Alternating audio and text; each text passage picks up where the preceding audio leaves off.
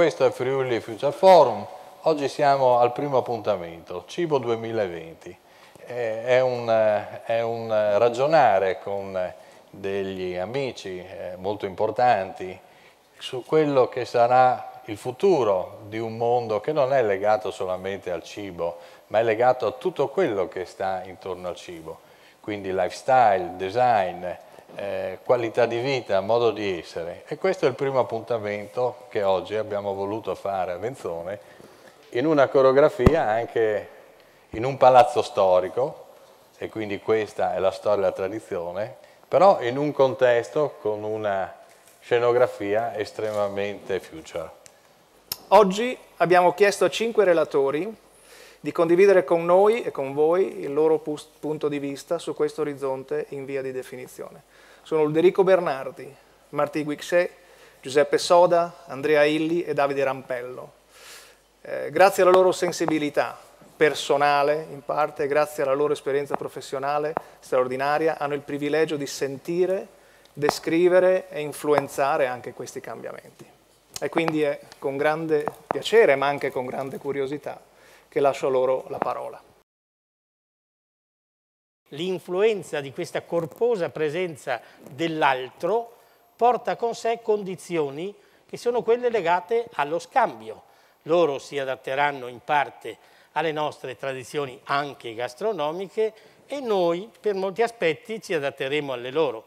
C'è un teorema sociologico in questo senso molto chiaro che dice chi scambia, cambia. Quindi per forza di cose anche noi conosceremo altre realtà come le abbiamo conosciute nei secoli. Ovviamente non è la prima volta che si dà luogo a una globalizzazione. Bisogna tener conto delle varietà delle culture presenti. In un momento in cui il mondo, mentre vede questi processi che potrebbero teoricamente portare a una omologazione, invece fanno insorgere precipitosamente, proprio in forza della naturale difesa delle culture, un bisogno di identità che è molto forte, che si pronuncia attraverso varie forme, come sappiamo, ma che intende tutelare quella continuità di rapporto con il patrimonio degli avi che costituisce la vera ricchezza di ciascun popolo, perché nella diversità del globale i popoli hanno la loro ricchezza quando, conoscendo la propria cultura, sono in grado di proporre agli altri il meglio dei contenuti di questa cultura e di scambiare con le altre il meglio delle loro culture. Il dato di fatto della presenza multiculturale, che non è un'ideologia, è, ripeto, una constatazione. Ormai il mondo è tutto plurale, ma nello stesso tempo noi dobbiamo cercare di tutelare quanto abbiamo ricevuto per trasmetterlo alle nuove generazioni, dando vita a processi di interculturalità, che è un valore, non un dato di fatto puro e semplice. L'interculturalità, cioè lo scambio, è appunto questo tipo di procedimento a cui si deve arrivare e che già in parte è in atto con quei processi di ibridazione o di meticciamento, diciamo così, che vedono la compresenza di molti fattori. Io sono designer e a metà dei 90 ero molto interessato su mass production di oggetti che si consumano massivamente e come designer mi sono reso conto che il cibo è un oggetto di produzione massiva e anche un oggetto di consumo massivo. Allora ho provato a guardare il cibo non come cibo, sino come oggetto e ho provato di cercare di applicare il design più classico su questi oggetti commestibili.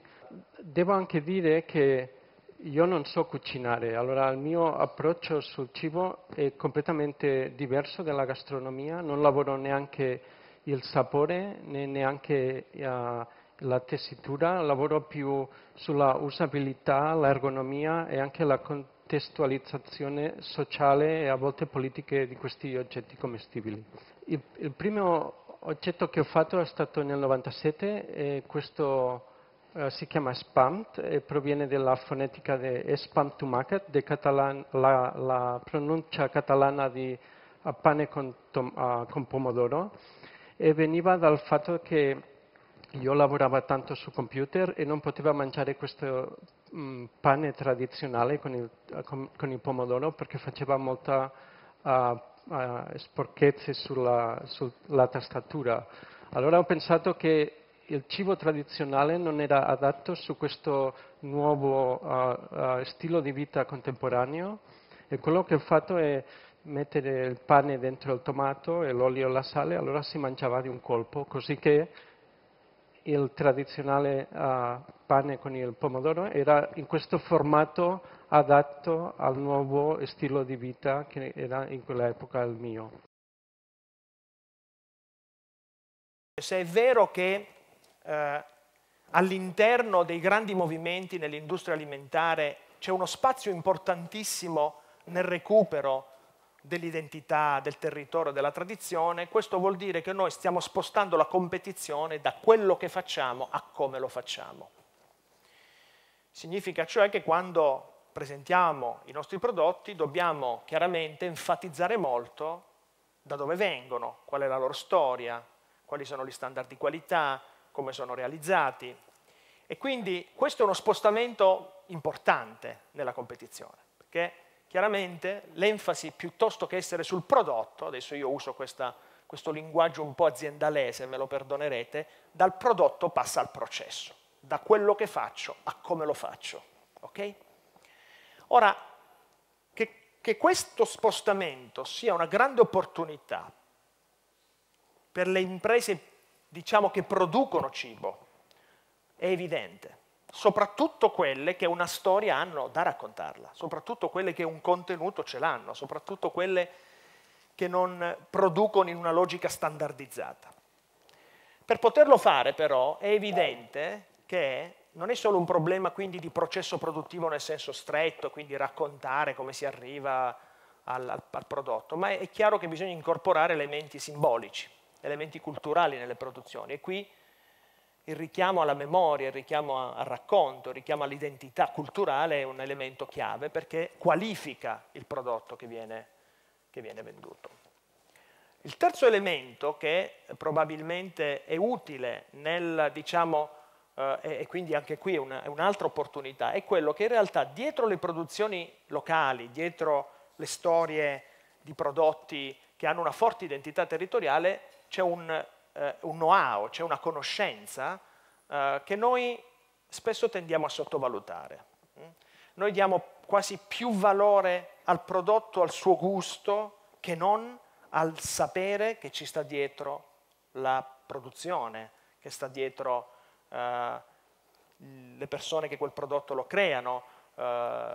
E quindi un altro elemento importante è quello di valorizzare la conoscenza, il sapere che sta dietro ai prodotti. Ora, se posso dire qual è la mia impressione studiando questo settore, io credo che dietro ai grandi trend di trasformazione nell'industria alimentare ci sia uno spazio straordinario per quella varietà italiana di cui parlava all'inizio il collega. È uno spazio che non possiamo perdere perché si è creato tra, diciamo, i movimenti della grande industria, di una parte della grande industria che si muovono verso un cibo, abbiamo visto, di altro tipo, si è creato uno spazio competitivo che occorre assolutamente sfruttare e credo che sia fondamentale da questo punto di vista, questa iniziativa secondo me è molto utile, sia fondamentale che l'approccio a questo spazio competitivo sia di sistema. Non può essere, il risultato non può essere la somma di cose fatte bene da ciascuno di voi, ma deve essere chiaramente una logica di sistema, perché se no altrimenti, diciamo così, il rischio è quello della frammentazione.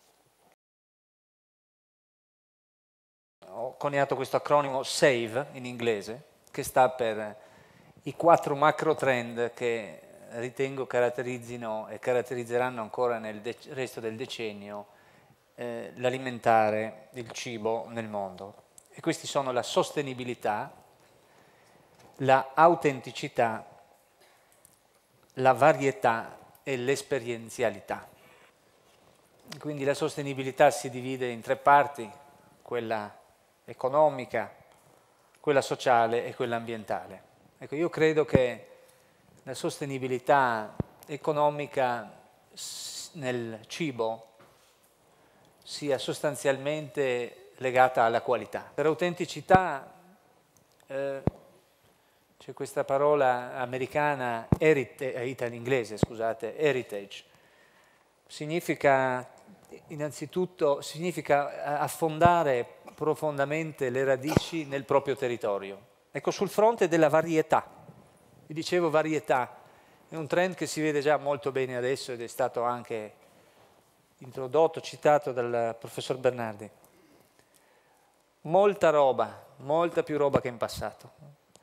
Individuo 4 trend, quello del local, quindi dell'autentico locale, andare a mangiare nel ristorante di cucina tipica friulana.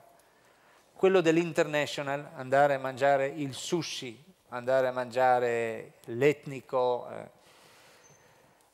Quello del fusion, ovvero la cucina che mescola un po' tutto, creativa, la più moderna, un po' con l'approccio del design che abbiamo visto da Guichet, è quella dell'innovation, dell'esplosione dell'offerta, anche a livello industriale, le nuove bevande, i nuovi prodotti di tutti i tipi.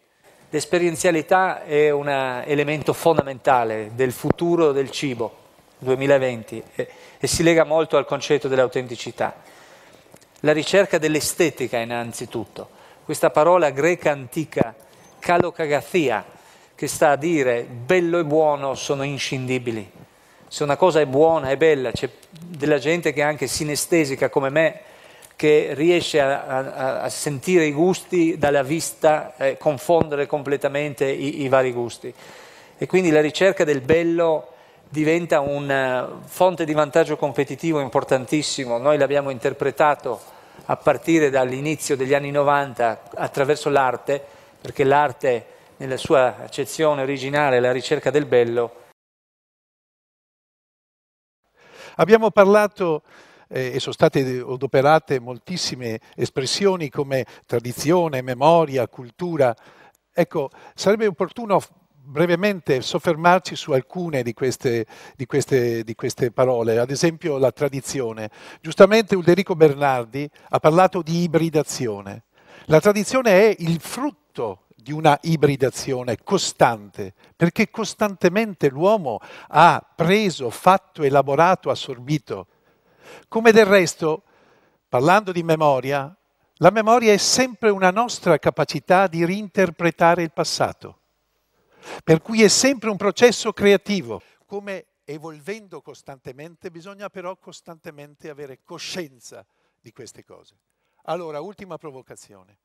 Siccome ho iniziato dicendo che un'istituzione culturale deve reinterpretare questo, deve saper svolgere un compito di rammendo della società nelle arti, nella ricerca, all'università, nell'impresa, vi propongo una cosa che secondo me può essere una forte provocazione di tutti voi che producete pochi, straordinari, anche in limitata produzione, diciamo, straordinari prodotti, frutto di questa terra, frutto del vostro lavoro, frutto della memoria e frutto della tradizione.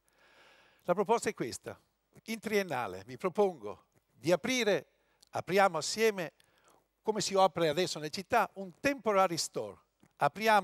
Vi do uno spazio della triennale, apriamo uno store che resta aperto una settimana, 15 giorni, lo decidiamo un mese, dove da un lato vendiamo i prodotti, li comunichiamo in un modo diverso, facciamo incontri, facciamo convegni e soprattutto cerchiamo di fare festa. Grazie.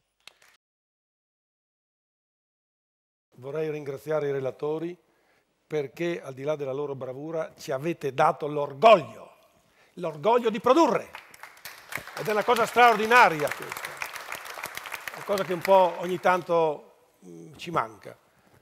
L'altro ringraziamento certamente va al Presidente della Camera di Commercio e alla Giunta perché avremo capito che non era un progetto facile da proporre, non è un progetto facile da portare avanti, ma ci siamo resi conto, sentendo parlare questi 5 esperti, che era necessario. Grazie.